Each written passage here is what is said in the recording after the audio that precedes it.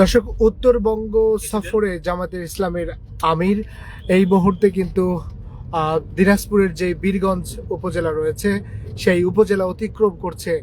আমরা এই মুহূর্তে সরাসরি দেখানোর চেষ্টা করছি জামাত ইসলামের আমির ডক্টর শফিকুর রহমানের যেই গাড়িবহরটি রয়েছে সেই গাড়িবহর থেকে। এখান থেকেই মূলত রংপুরের যেই পীরগঞ্জ উপজেলা রয়েছে সেখানে জনসভায় ভাষণ দিবেন ডক্টর শফিকুর রহমান। রংপুর শহরে জামাত ইসলামের আমির ডক্টর শফিকুর রহমান তিনি কিন্তু জনসভায় ভাষণ দিবেন। আমরা তার যেই উত্তরবঙ্গ সফরের যেই সূচি সেটি আমরা জানার চেষ্টা করব আমাদের আরেক সহকর্মী তাফিমুল ইসলাম সুজনের কাছে থেকে।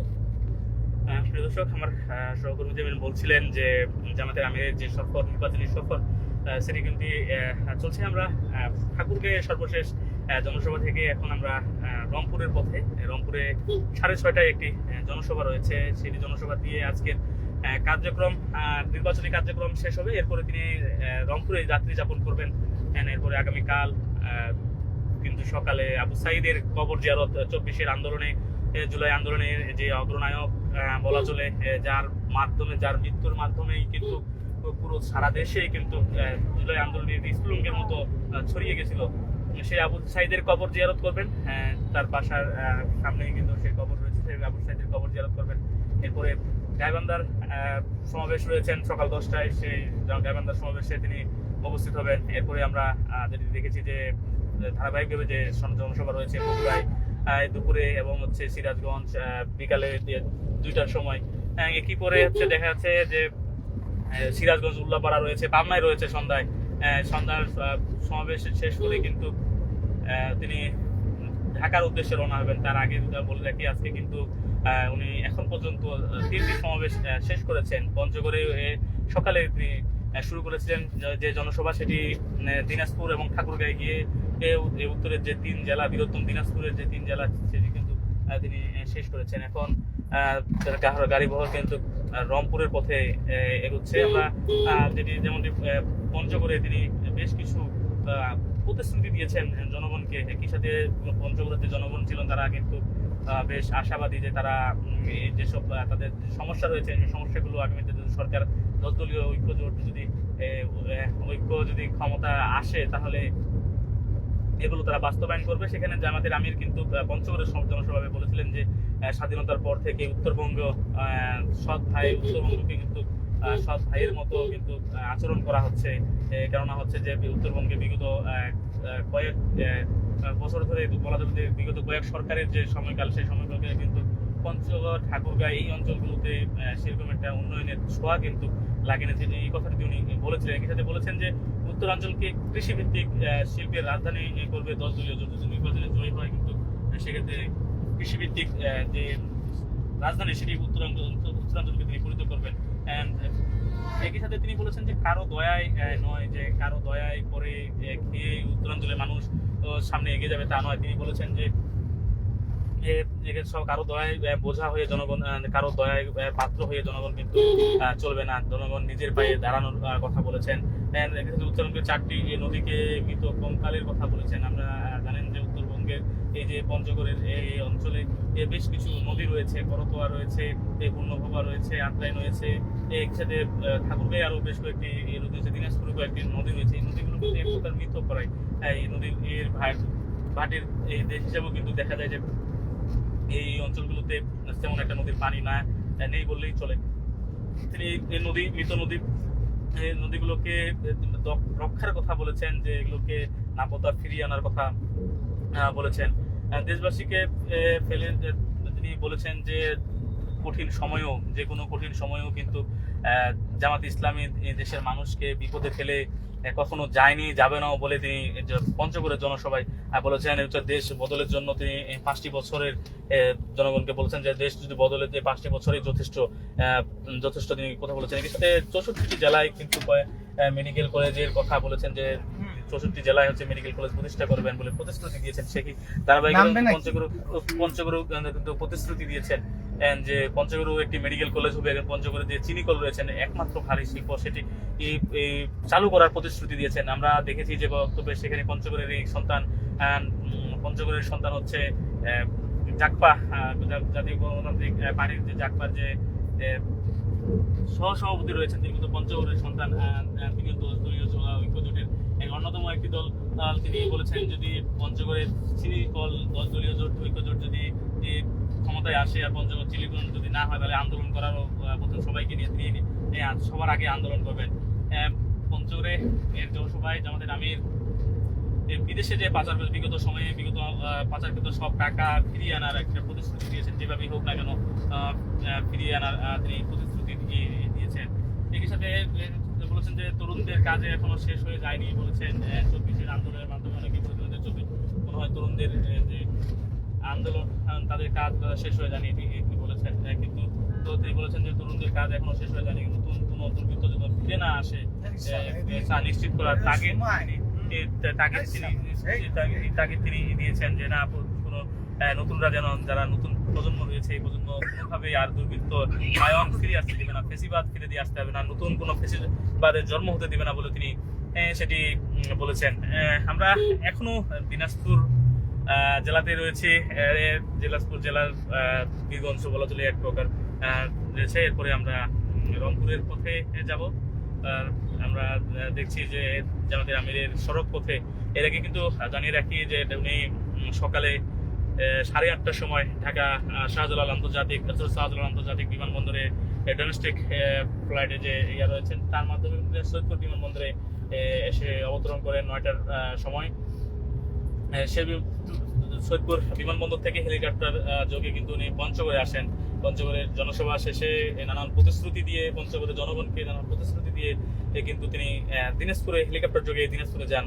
আমরা আসলে যেহেতু কাছাকাছি সময় নামাজের আগে পঞ্চগড়ে জনসভা শেষ হয়েছে, এরপরে কিন্তু তিনি 2টার সময় দিনাজপুরে জনসভা, এই জনসভায় কিন্তু দেখা যায় যে দিনাজপুরে পঞ্চগড় যে দূরত্ব হেলিকপ্টারে না হলে তিনি সেটিকে ব্যাকআপ দিতে পারবেন না, এই জন্য হেলিকপ্টার নিয়েছেন। হচ্ছে দিনাজপুর থেকেও তিনি ঠাকুরগাঁয়ে এসেছেন হেলিকপ্টারে।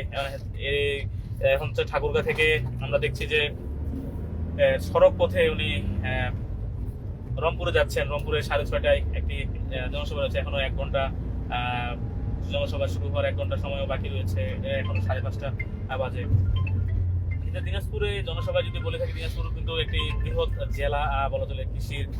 কৃষি ক্ষেত্রে এখানে অনেক কিছু হয়, দেখা যায় গ্রীষ্মকালীন টমেটো থেকে যেমন হচ্ছে চীনা চালের জন্য বিখ্যাত, আমরা সবাই জানি যে দিনাজপুর চালের জন্য বিখ্যাত।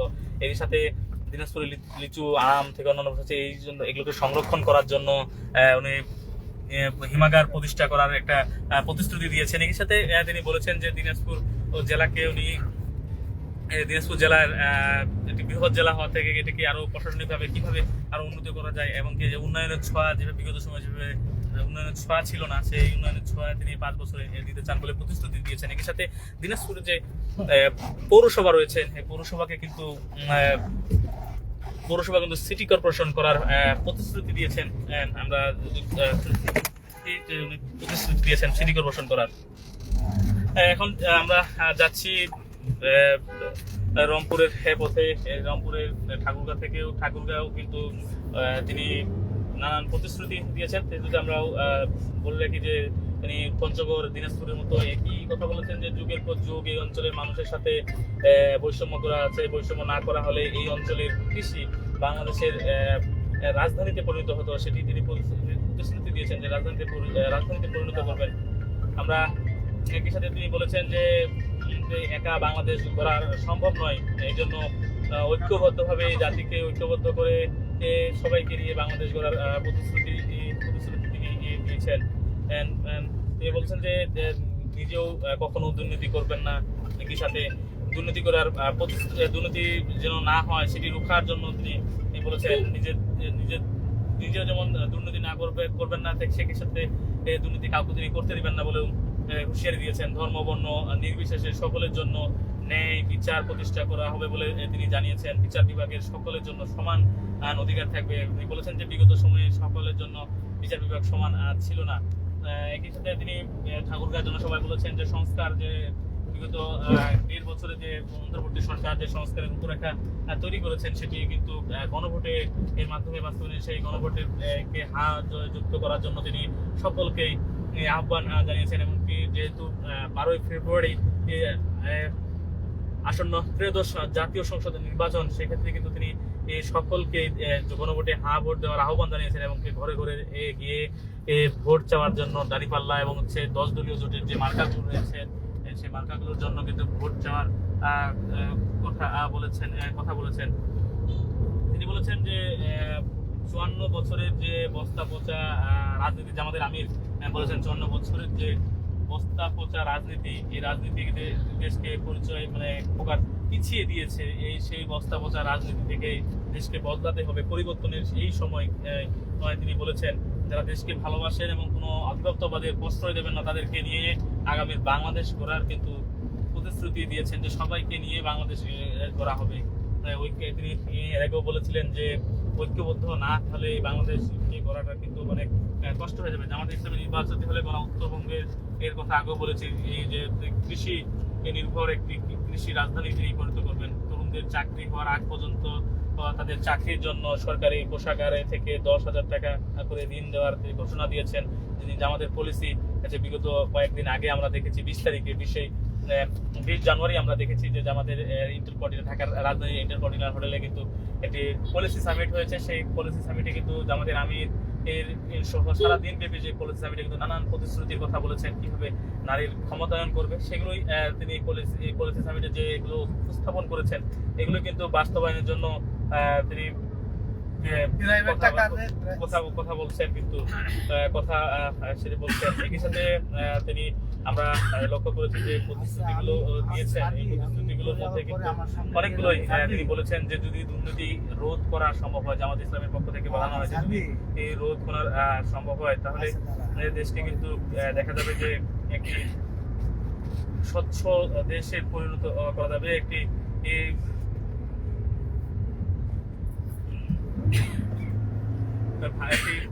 ন্যায় ও ইনসাফের বাংলাদেশে পরিণত করা যাবে। আমরা যদি করি যে নতুন যে বাংলাদেশ যে চিন্তা ভাবনা ছিল পলিসি সামিটে কিন্তু জামাতের আমির বলেছিলেন যে আধুনিক কল্যাণ রাষ্ট্র প্রতিষ্ঠার জন্য জামাত ইসলামী বদ্ধপরিকর। আর সেই কল্যাণ রাষ্ট্রের জন্য কিন্তু যে ধর্ম বর্ণ নির্বিশেষে সবাইকে নিয়ে ঐক্যবদ্ধ বাংলাদেশ তারা কিন্তু করতে চান। এখনো আমরা দর্শক আমরা দেখছেন যে জামাতের যে আমিরের নির্বাচনী প্রচারণা, সেই প্রচারণার জাতীয় সংসদের নির্বাচনী প্রচারণা সেটি এখনো আমরা দিনাজপুর জেলাতেই রয়েছি, রংপুরের পথেই আছি। হয়তো আমাদের 2 ঘন্টারও মতো সময় লাগবে যে আমাদের রংপুরে পৌঁছাইতে। আমরা দেখেছি পলিসি সামিটে কিন্তু আমরা যে খসড়া উপস্থাপন করা হয়েছিল সেখানে আমরা দেখেছি 12টি সেশনে গত 20 জানুয়ারি যে পলিসি সামিট ছিল, যে পলিসি সামিটগুলোই আসলে জামাতে ইসলামের নির্বাচনী ইশতেহার, যেটির মাধ্যমে তারা সারা দেশের মানুষের কাছে ভোট চাইবে কি করবেন না করবেন, সারা দেশে কি করবেন বলে তারা জানিয়েছেন। আমরা দেখছি যে জামাতে ইসলামীর যে বহর রয়েছেন এই বহরে কিন্তু জামাতে ইসলামীর সাথে জাতীয় নাগরিক পার্টি এবং স্থানীয় কিন্তু রয়েছেন। আমরা দিনাজপুরের প্রান্তরজি এই এলাকায় এই মুহূর্তে রয়েছি, এটি বহরটি যাচ্ছেন রংপুরের পথে।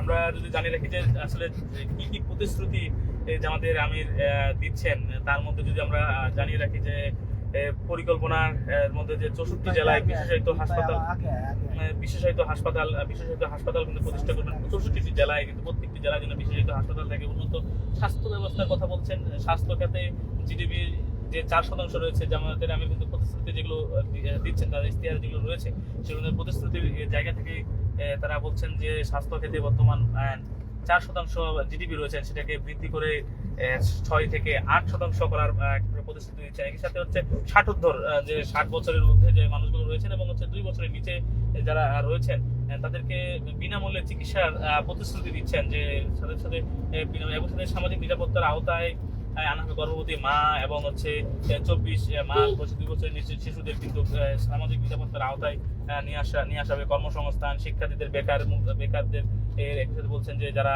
শিক্ষা জীবন শেষ করে বেকার যে চাকরি পাচ্ছেন না তাদের জন্য একটা যারা বেকার রয়ে গেছেন তাদের জন্য কিন্তু ঋণ মুক্ত সুদ মুক্ত তিনি ঋণ সুবিধা প্রদান করবেন। বিশ্বের সব থেকে বদরুন্নেসা এবং ইডেন কলেজ যে রয়েছেন ঢাকার দুটি বিখ্যাত মহিলা কলেজ কিংবা কলেজ রয়েছেন নারীদের জন্য পরিচালিত কলেজ বদরুন্নেসা এবং ইডেন কলেজ, এই দুই কলেজকে একত্রিত করে তিনি বলেছেন যে একটি এই বিশ্বের বৃহত্তম মুসলিম নারী বিশ্ববিদ্যালয় তৈরি করার একটি প্রতিশ্রুতি বা পলিসির কথা জামাতের আমির বলেছেন।